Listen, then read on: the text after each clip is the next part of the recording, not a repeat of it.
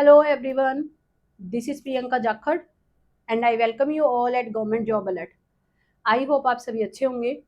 तो फाइनली आज 28 जुलाई को पूरे 59 cadre का जो एग्ज़ाम था वो फाइनली कंडक्ट हो चुका है।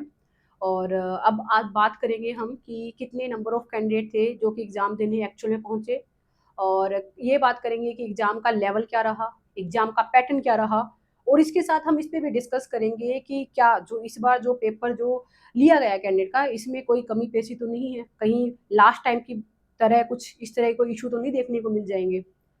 तो अगर हम बात करते हैं, देखिए सबसे पहले कि नंबर ऑफ कैंडिडेट, कितने कैंडिडेट ने फॉर्म अप्लाई किया था इस एग्ज़ाम के लिए, क्योंकि दोबारा से सभी से देखिए एप्लीकेशन मांगी गई थी कि दोबारा से आप फॉर्म फिल कीजिए। तो 19,832 कैंडिडेट ने इस बार इस फॉर्म के लिए अप्लाई किया था, यानी कि जो पंजाबी पेपर ए है इसके लिए अप्लाई किया था। और अगर हम बात करें कि नंबर ऑफ कैंडिडेट कितने प्रेजेंट रहे, क्योंकि देखिए एट द एंड इस चीज़ का बहुत ज़्यादा इफेक्ट होता है कि कितने कैंडिडेट एक्चुअल में एग्जाम देने पहुंचे।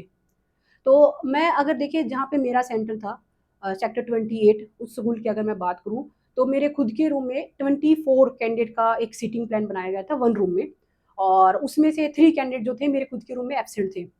इसके अलावा मैंने जो और अदर जो रूम में जो कैंडिडेट थे उनसे भी बातचीत की, तो सभी कैंडिडेट ने यही बताया, अराउंड 3 टू 5 कैंडिडेट्स ऐसे थे जो कि एब्सेंट थे उनके रूम में।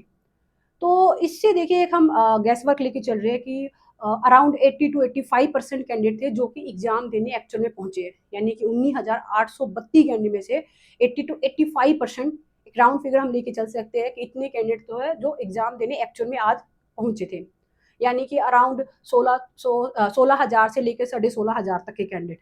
तो ये कैंडिडेट है जिन्होंने एक्चुअल में एग्जाम दिया।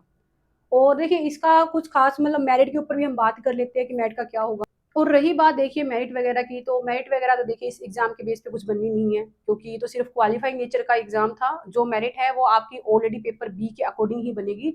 बट हाँ, इतना जरूर है कि ये जो एग्जाम था ये उन कैंडिडेट के लिए जरूर एक गोल्डन अपॉर्चुनिटी की तरह था जो पहले इस एग्जाम को क्वालिफाई नहीं कर पाए थे, यानी कि जो पहले 50% स्कोर नहीं कर पाए थे और पेपर बी में भी उनका अच्छा स्कोर है, तो उनके लिए कहीं न कहीं बहुत अच्छा था। बाकी और जित कैंडिडेट ने जिन्होंने पहले एग्ज़ाम क्वालीफाई किया था, जिन्होंने हार्ड वर्क किया था, उनके लिए तो देखिए ये एक तरीके से मेंटल हरासमेंट ही था कि आप दोबारा से वही एग्ज़ाम फिर से दे रहे हो, वही बुक्स आपने फिर से पढ़ी, फिर से वही एग्ज़ाम आपने दिया। ख़ैर बाकी देखिए इसमें तो कोई अब मतलब कुछ कर नहीं सकता, जो भी मतलब जिस तरह से जो पूरी प्रोसेस रही, जो माननीय हाई कोर्ट का डिसीज़न आया, जो रहा वो आप सबको पता है, उसके अकॉर्डिंग इस प्रोसेस को कंटिन्यू किया गया। और अब बात कर लेते हैं हम कि जो आपका जो एग्ज़ाम था, उस एग्ज़ाम में आपका जो एग्ज़ाम का पैटर्न क्या फ़ॉलो किया गया। तो सभी को देखिए स्टार्टिंग में एक उम्मीद थी कि जो एग्ज़ाम है इस बार उसमें ग्रामेटिकल पोर्शन ज़्यादा देखने को मिलेगा।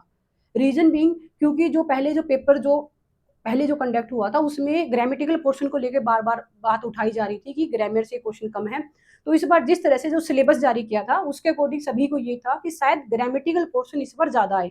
बट आज के एग्ज़ाम में देखिए जो एग्ज़ाम था उसमें 50-50 कह सकते हैं कि पार्टीशन देखने को मिला। यानी कि 50% questions are from the grammar and the 50% from the literature.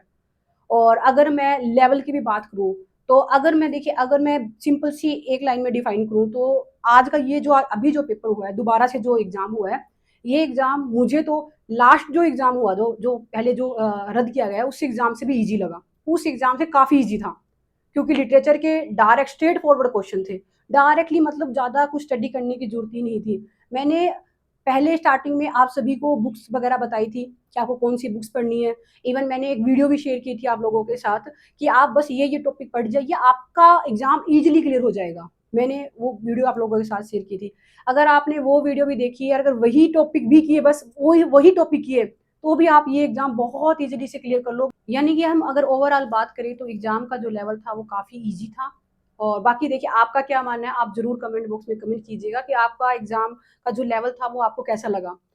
बाकी हम बात करते हैं कि जो आज जो पेपर जो लिया गया है उसमें किसी तरह की एरर के रिगार्डिंग, तो देखिए मुझे पर्सनली तो कोई भी मुझे इस तरह की कुछ एरर लगी नहीं, कोई भी मुझे ऐसा नहीं लगा क्वेश्चन जिसके भी हाथ पे आगे कोई किसी तरह की दिक्कत हो। अगर आपको कोई क्वेश्चन इस तरह से लगता है कि डाउट है तो आप कमेंट कीजिएगा।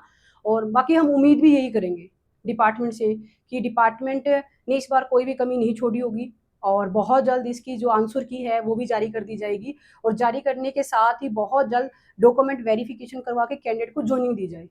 क्योंकि एक तरीके से जो एक पूरा मतलब प्रोसेस था वो अब कंप्लीट हो चुका है। अब मुझे नहीं लगता कोई ऐसी कोई भी बड़ी हर्डल है जिसके बिहाफ़ पे डिपार्टमेंट अब अभी जो पूरी रिक्रूटमेंट है इस पे रोक लगा के रखे या फिर इसे आगे कैरी ऑन ना करे। हम उम्मीद करेंगे कि डिपार्टमेंट भी अब बहुत जल्द इस पे आगे जो प्रोसेस है उसे कंटिन्यू करेगा।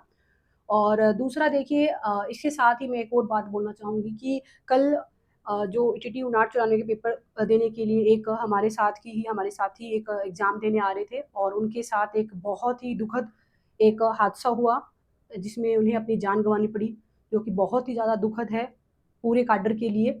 और आप सभी से है कि आप सभी उनकी फैमिली के लिए प्रे कीजिएगा।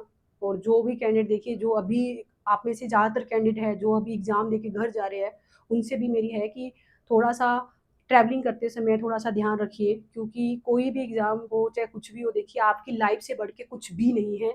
सबसे पहले आपको अपनी सेफ्टी इंश्योर करनी है, हर एक चीज़ बाद में है।